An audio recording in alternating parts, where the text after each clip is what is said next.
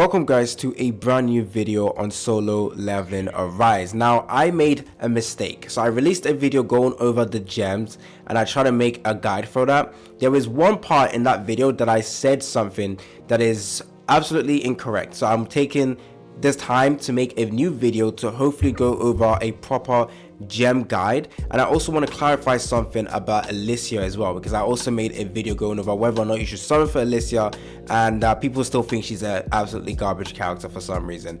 Anyways, in today's video I want to apologize first of all, and there will be codes in the comment section as usual. 5 codes. Again, it's only for 1 people, so once it's claimed by someone else you will not be able to claim it. So it's a one-time use code, and if the person who uses it first uses it, you will not be able to use it. Again, I don't want to make too much noise about that because people keep disliking the video for some reason. Anyways, let's go ahead and take a look at the gems. So again, there's one part in the video I told you guys that you should not use the low rarity ones, and instead just hoard them so that you can go over to the to the fusion, and then you can fuse them in here to get the higher rarity ones. However, it looks like it is going to be a better option to use the low rarity ones just as a placeholder, just so that in the future when you actually start farming you can actually just replace them later on. Now that means you are gonna have to destroy them. So if I put this in there and I put a new set of gems, it will disappear, which is basically destroying them. So again, I want to make sure that you guys are well aware. It's probably better to just get the initial boost by using some of the gems, even if you can get better ones. However, if you can farm the blue rarity ones, so we recently got a refresh right now, so we got a refresh. If you can, I made a mistake with this one honestly. If you're able to farm the high rarity ones where you can get the blue, the blue ones, then I do think you can just use them instead of using those low rarity ones over here, especially this ones over here. Like, this does not give you a huge boost. I don't really see the point of using this ones. At least use this ones. But of course, if you are early game and the highest you can farm is this one, then of course go ahead and use them to initially increase your power in your accounts. So let me go over to the fire one over here. I'm gonna progress in this one, try and push all the way to wave 8 at least. Now from this one we're going to be getting attack percentage, what else, flat attack, and also is it attack speed? No, healing increase, given increase. So we don't want this one. So again, to clarify what exact set you are looking for, let's go over to the gems section right now. Before I carry on, don't forget to like the video, subscribe. Let me know down in the comment section if you agree with my guide over here, or you think it's better just to hold them and then fuse them, because I do understand people disagreeing with me, but at least tell me why you disagree. Come on, do me a solid by explaining why you disagree. At least do a good job at that as well. Anyways, let me see. Nope, it doesn't. I don't have any. I already fused them already. Okay, let me go back into the gems so we can see the rarities we have available. So you can actually fuse. I don't need to press this, sorry. I'm going to go to here. You can actually fuse them to get a epic set or rank 4, which would be great. Anyways, low rarity. Nope, this is not even low rarity. Low rarity is rank 2 and it's just garbage. But anyways, let's just see what we get. So you get a, nope, not this one. We want the red one. So increase of 0.1%, attack percent 0.5%. Yikes. Okay, that's 0.5%, and then higher it is an increase of 0.75%. Okay, now I think I should be able to get rank 3, so I'm gonna just slot in all my slots with rank 3 so I can get an increase to my attack by 1.5%. And then we have different nodes that we can put the gems inside, so that can actually stack. So if I go back to the gems over here, the red section is 1 2 3 4 5 6 7 8. So 8 times 1 point, is it 1.6 1.5? Let me go back to fusion. Where is it? If I use this one, I'm talking about this one in particular, so it's 1.5. So 1.5 times, oh my days, I've forgotten, but I'm just gonna say it's 8. So that's a 12% increase in your attack. So again, it is probably better just to use the initial gems you have and fill out the nodes, or fill out the entirety of this, and then you can start farming and improving this later on, even if it does mean you have to sacrifice some of them. Wait, what? Oh, I have to unlock all previous ones. Yeah, okay, yeah, it makes sense. It makes sense. So guys, yeah, definitely slot in all the gems you have so that you can keep filling up all the slots over here. The most important one again is the attack percentage, the defense percentage, where is it? Go over to here. So the attack percentage, the defense percentage, the HP percentage, and I do think the crit hit damage is the better one compared to defense penetration. Some characters do benefit more from defense penetration, but in general, crit damage is always just universal.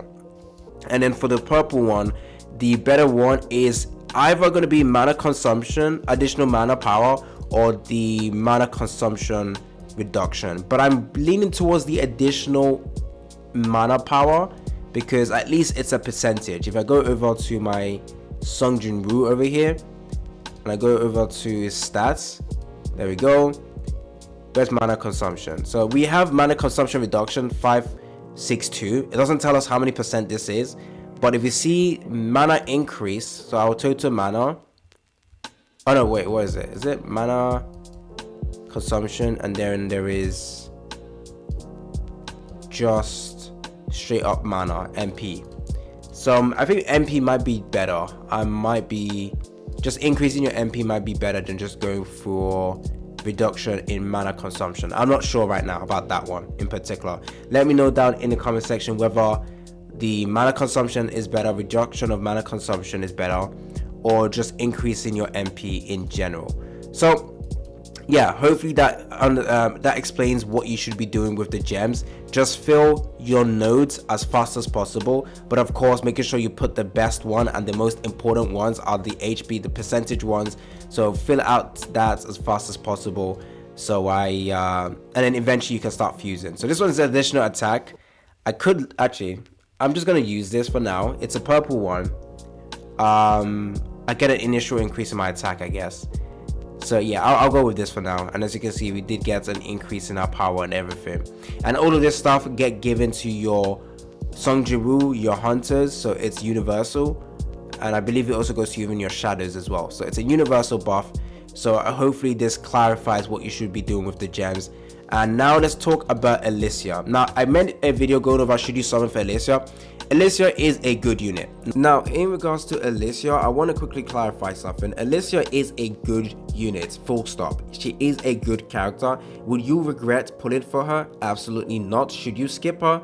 I don't think so. Is she a must-have? I do think she is good because we don't have multiple SSR water type character that we can use, and Alicia doesn't only have great damage, she also has amazing utility that makes her absolutely good to use with Sung Jin-woo and makes her useful even in endgame content and newer contents that we have right now. Again, the only main issue with Alicia is the fact that you either want to get her to A1 or A5. Any other advancements in between does not matter that much until you can guarantee yourself freezing a lot more often so that you can increase the damage by 30%. Now a A3 Alicia versus an A3 Charhaen wins. Now an A5 Charhaen versus a A5 Alicia actually wins in my opinion. So as you can see, even though Alicia and Charhaen are very good and top tier characters, people will still say Alicia is a meh character for some reason. Alicia is good. People just don't like the fact that she's a world unit and you need to max her out before she actually becomes just as good as Charhaen, which is completely understandable, but saying she is a bad unit just because of that is not valid at all. So hopefully that clarifies it, especially with the new gem system or gem combat we have right now, where you can use multiple hunters on field, not like your regular content where your hunters are just support units. They can actually be on field. Alicia plus Seal plus Emma, if you have your Emma A3, actually allows you to get a lot of shield that will protect your hunters and your Sung Jin-woo, and actually allows you to clear harder content, especially with the the debuff immunity, not debuff immunity, sorry, the fact that she can remove debuff is also extremely good as well, because in later stages you get a lot of opponents that apply poison, so having the ability to remove that or any other debuff is extremely good in my opinion. People just want to hate on her. I hated on her simply because she does not freeze that often, and she needs to be maxed out before you see her deal just as good amount of damage against Charhate. Make sure your build for Alicia is good. Should you summon for her? I do think the answer is yes. Should you max her out or get multiple copies of her? No. Just get one copy and you are good. You can also just decide not to summon for her, it's absolutely fine as well, and wait for other future characters to come out as well. Will you regret it? That is up to the future for us to decide. But that shield that she provided us with is actually insane. It's been your boy AC Gamer, and I'm out.